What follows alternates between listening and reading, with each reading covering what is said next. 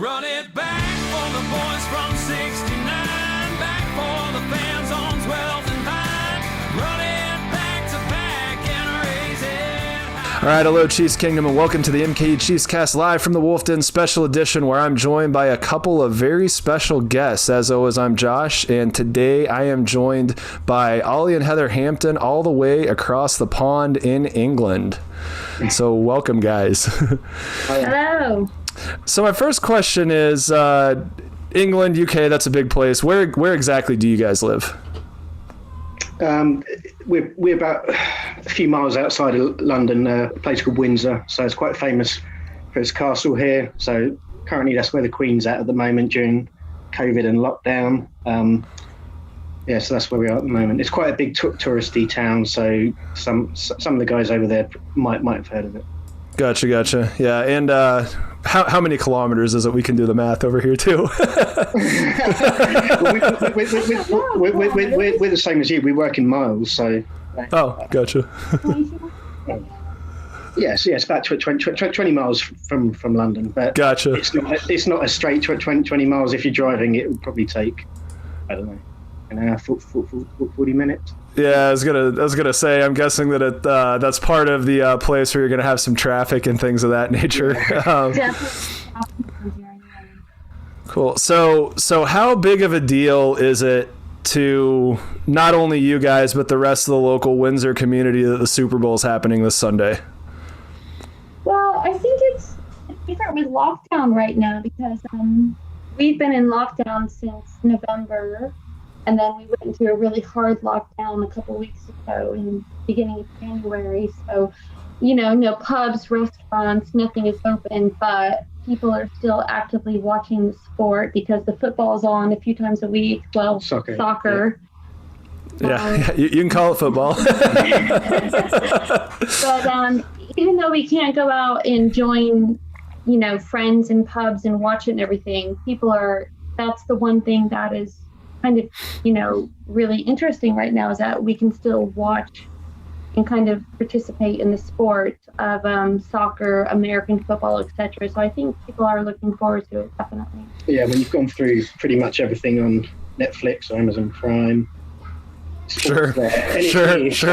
So something different, and you don't know what's going to happen. So it's always good. So we'll take any sport. Yeah, in the States when the lockdown started happening in April last year, and we didn't have any Major League Baseball. There was Korean baseball on TV because that was one of the first sports leagues in the world that actually opened up, and so a lot of baseball fans had to go out and figure who their Korean team was, and so within my family we had some SK Wyverns and some Deucin Bears and things of that nature, and you get to finding out where some of the U.S. players made it from. So definitely understand where that's coming from. But the game.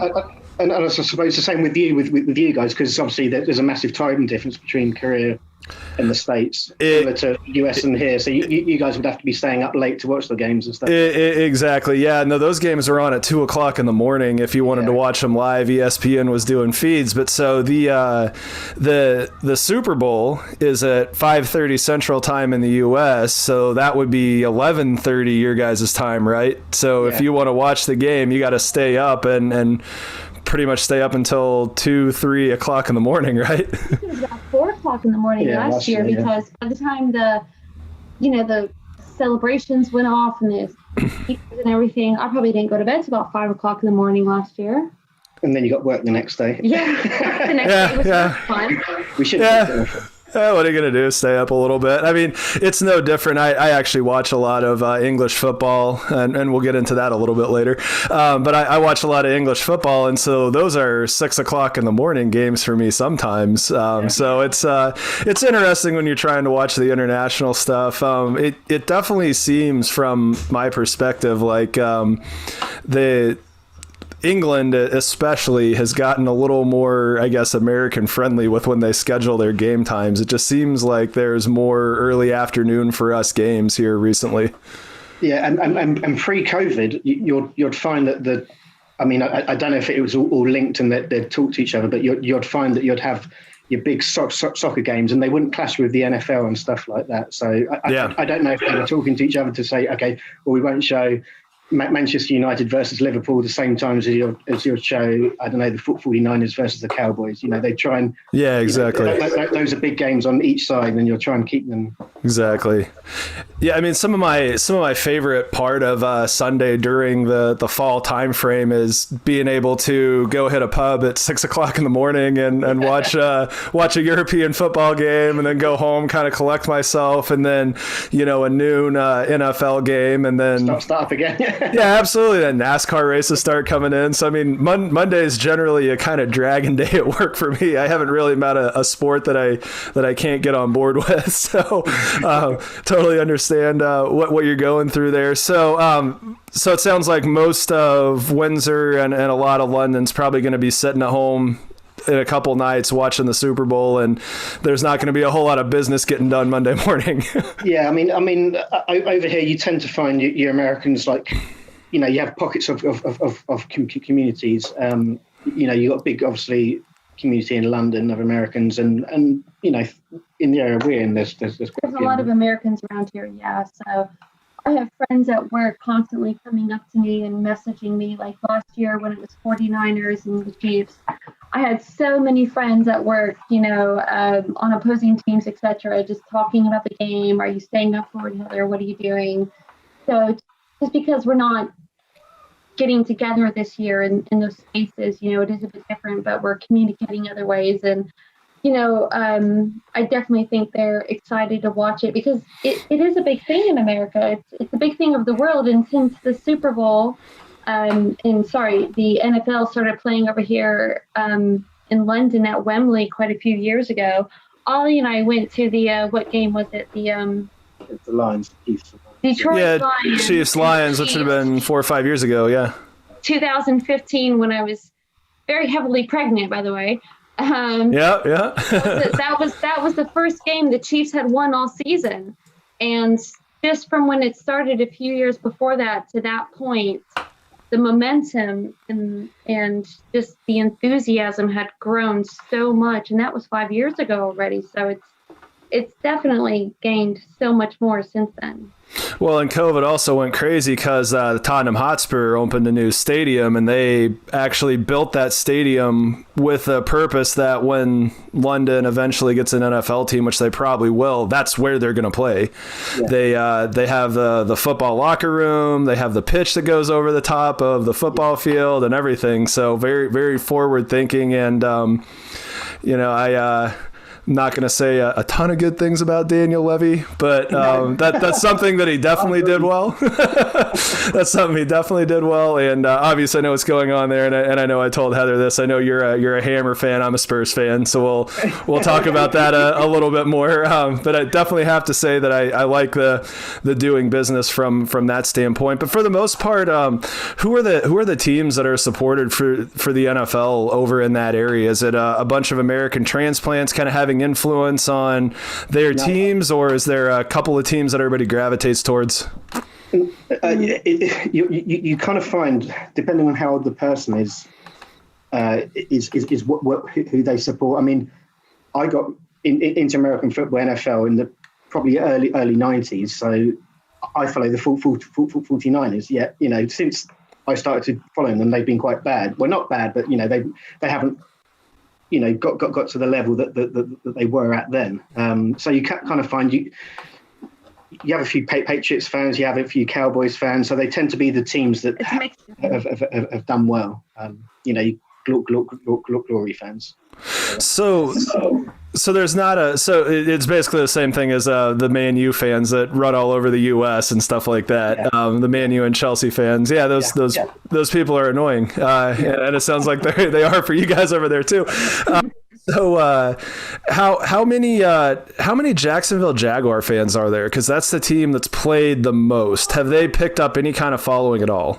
You know what? I think when we went to the game 5 years ago, there weren't that many Jacksonville fans. I actually remember being surrounded more by Chiefs fans than anything in that game. I mean, they have their sections in the stadium where you have like season ticket holders and stuff. Yep. But I just remember the Chiefs fans dominating at that game. And you got a hell of a lot of NFL fans in general going. We had people wearing Green Bay hats, Broncos hats. I mean, it's just an assimilation. They don't necessarily identify with just one team over here. No, I think. No, and I think it would be hard for a franchise to come over here and to lay its groundwork down because you have fans that already support the teams, and it's very difficult for you to say, okay, well, I've supported this team for X amount of years. I'm then going to change allegiances and support this team just because they play on my doorstep. It doesn't really happen. So I think it will be. I think it will eventually work, but it'll be a long process to gain that foothold. You might have to have a team like the Jags come over. I mean, they do have a little support here that's grown because they play here. Yeah, but I think so by your calculations, it would. I think it's a melting pot. So by your calculations, just having 2 to 4 games every single year with all the different teams filter through is a better business model in the UK. Yeah. Because I think that's more unilateral representation across the UK over here than just one team, because you have people coming over, Americans coming over every year and different influences from other countries as well. And they all support different teams. Ollie said he was a 49ers fan his whole life because when he grew up, the 49ers were brilliant. Yeah, Montana. Joe Montana, Jerry Rice, Steve Young, absolutely. Yeah, exactly. And then you had the Cowboys, in the 90s and the Patriots. So I think it's going to be just ever-changing over here. Yeah, that makes a ton of sense. Okay, so Heather, I obviously know who you're supporting this Sunday. There you go, nice Chiefs shirt. Obviously, we've known each other for a little while. We have some home roots connections. Ollie, who are you pulling for this Sunday? It'd be the Chiefs. Be the Chiefs. All right. I mean, they're very much my second team. It's kind of been forced onto me, but it's been forced onto me at a good time, How many games has he been to, Josh? A lot of games. We've been to a couple. Yeah, I mean, Heather's family's longtime season ticket holders. I've known her family forever, so we've been to a couple of games. Okay, so let's talk about the game. What are your guys' keys for a Chiefs victory this Sunday? I think it'll be I've got to get this right. Deep defense, because both quarterbacks are great. So it's going to be whoever's defense steps up and stops them, because they're both going to have good games. Whoever wins is probably going to get MVP out of the quarterback. So it's going to be whoever's defense steps up to stop them. So that's. Gotcha. So the keys to the victory are going to be the Chiefs getting a good pass rush. We're talking about Frank Clark and Chris Jones getting some pressure on Tom Brady. That's the code on Tom Brady. I think everybody knows that's the code on Tom Brady. If it was easy to do, he wouldn't have 6 Super Bowl wins, but that is the code on how to beat him. So I 100% agree with you right there. And I think I agree with you that whatever the winning team is, the quarterback is most likely going to get the MVP. This just seems like a chalk type of situation. I mean, you could sit there and say, Chiefs defense gets it done. And there was talk last year of Chris Jones potentially being the best player on the field, who's a defensive lineman for the Chiefs. But I don't know. I don't see you not giving it to Mahomes if he beats Tom Brady. I do think, if Mahomes beats Tom Brady, definitely, I don't see how it can go any other way. But, like Ollie said, it's going to be the defense, I think. Yeah, well, I think everyone's going to be talking about the quarterbacks, but the Chiefs have improved their running game this year by a lot. By getting Bell in, that's going to be both your running backs could have massive games, and that could be the turning point.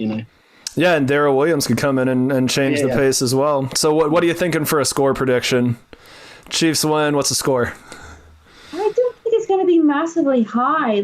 I'm going to go something close, like 27-24, really. I think if the Chiefs start well, then it'll be, I think that they'll win by 2 scores. I'm going to say at least, I don't know, 28-14, I'm going to say. Yeah, so I've been kind of waffling between 27-24, like Heather said, or the Chiefs getting as high as 35 and the Bucks getting to 24. So the more time that goes on, what'd you say? I would like to see the Chiefs higher, you know? Yeah, I mean, easier breathing throughout the game, because I remember last year we were up to like 3 o'clock in the morning, and I was like, oh, the Chiefs aren't going to win. They're not going to win. Yeah. I was like, stop, don't give up hope. And and I'm saying that as a San Francisco fan to say don't give up, you know, because I mean I saw Mahomes' first game, and you kind of like knew then. And as soon as they started to make that comeback, there's this magic, and once that happens, that second, the game just changes for them. So I really hope there's a break early on in the game, but I wouldn't be surprised seeing if it was close. Yep, and that wand was called Wasp. That was the play. Okay, so question, and this one's going to be more specifically for Ollie. So if the 49ers were a Premier League team, who would they be? I've had you obviously sent me this question earlier on. I would say, and I've thought long and hard about this, it would be the Bears. Bears. Because we kind of have the same kind of fans. So we're kind of like blue collar, working class fans. We're passionate. We don't really expect our team to win because, you know, we're there just to support our team, and we've been starved of success. So that would be my. Oh, the 49ers. The 49ers. I got that completely wrong. He was thinking after the Chiefs. Yeah. Sorry. No, yeah. Well, but okay, that answers that. So West Ham would be the Bears. So who would the 49ers be? All right, that would be a team that was good. I'll tell you how I would answer that. Until this last year, I would say they're Liverpool because they were really good a long time ago, and then all of a sudden, really, really good. Yeah, I'd agree actually with Liverpool because you said you know they were great in the early or late 80s into the early 90s, and it's pretty much the same with the 49ers. So Liverpool's a really good. And then until these last couple seasons, what Klopp has done, Liverpool was kind of useless for a while. Yeah, no, I as a Tottenham fan, I would have to say that they're probably more along the lines of the Detroit Lions or something like that. Haven't won anything in a really long time, and it's just frustrating. it's just frustrating. But so who would be the Green Bay Packers, the Bears' nemesis?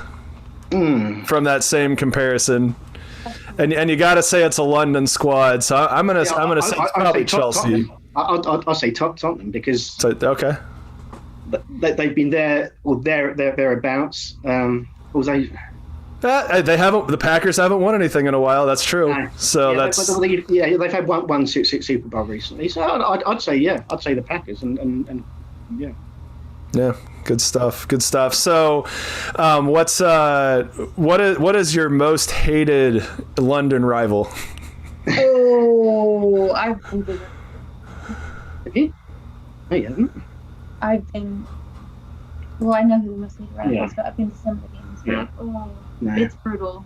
No, so it would be Millwall, which is obviously. Oh, Millwall, yeah. So you might have seen the movie Green Street Hooligans and stuff like that. It's quite embarrassing as a West Ham fan to watch that. But it's sure.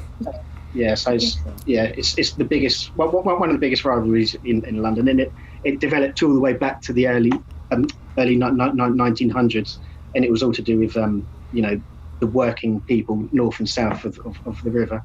So we were the dock workers, and so were they. So there's quite a big rivalry there. So. Yeah, isn't Millwall one of the places that's got a pretty bad reputation for just having fans that really just are inappropriate? Yeah. And they try and clean it up every year, but they have the same kind of set of fans following them. I mean, we're not angels ourselves, but. Yeah, they're sure. The old West Ham Stadium, the old Anne Boleyn ground. I've been to games there.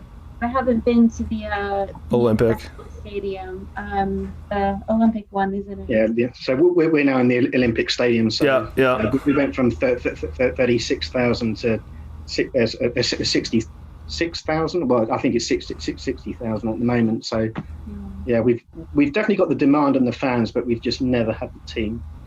Yeah, I remember when Olympic Stadium was trying to find a permanent home. I know that Dan Levy was trying to get Tottenham in there as well, and that was a bit of a sore point. Yeah, but however much I dislike him, he's got a very good business head on him. Yeah. He always does best. I mean, he went in with the right idea to smash the stadium down and to build it up again, whereas we were quite happy just to have the stadium as it was.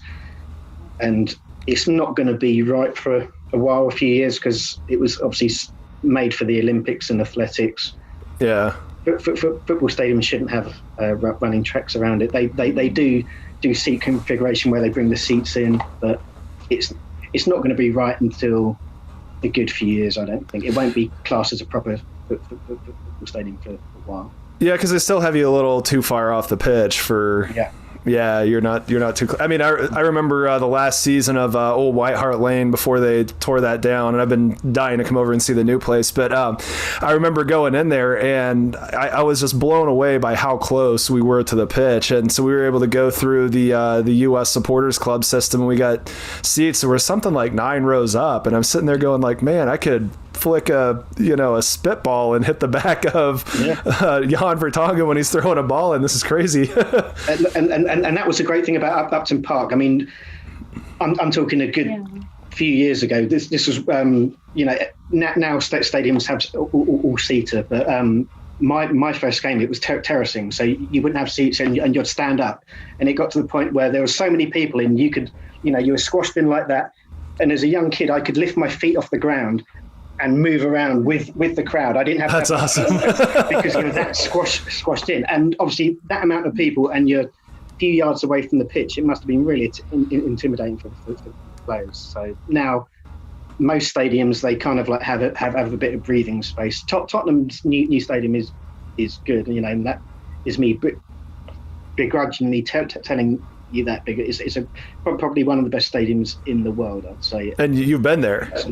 No, I haven't. I've only seen pictures, but everything that you see about it, it's good. It's got the longest bar in a stadium, which is what you win right there. That's winning. It's got all these things that you look at and you wish that your stadium had had. They did it right.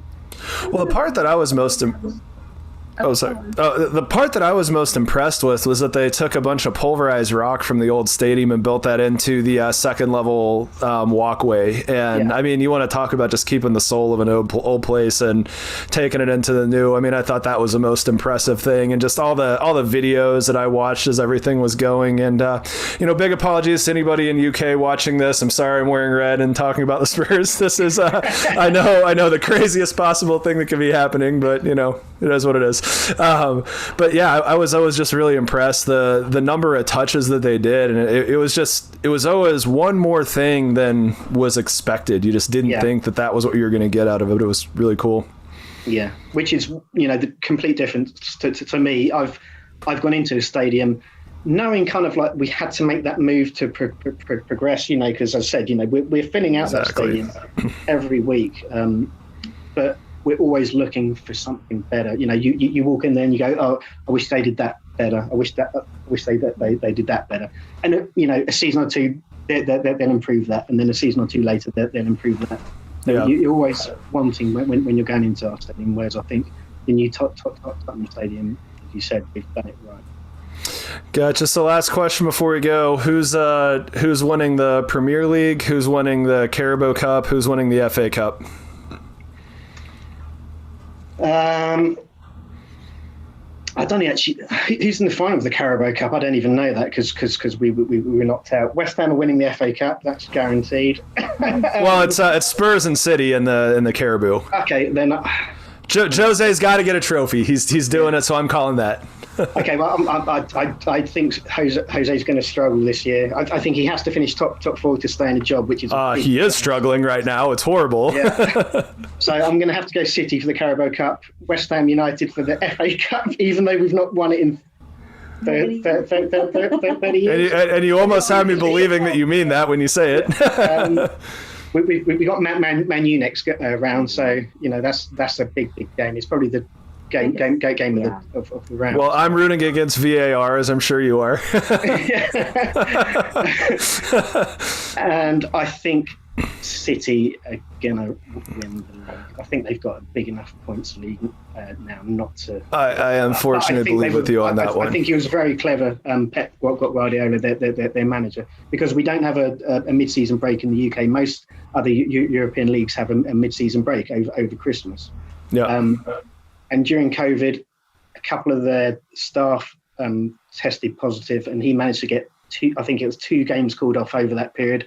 Mm-hmm. Effectively gave his team a 2-week break over that period, and then they've just come back from that, and they're winning well, and they're playing well, and I can't see them dropping many points, if any. Yeah, I don't think Liverpool's getting the form back to beat them either. So I would agree with you on that one.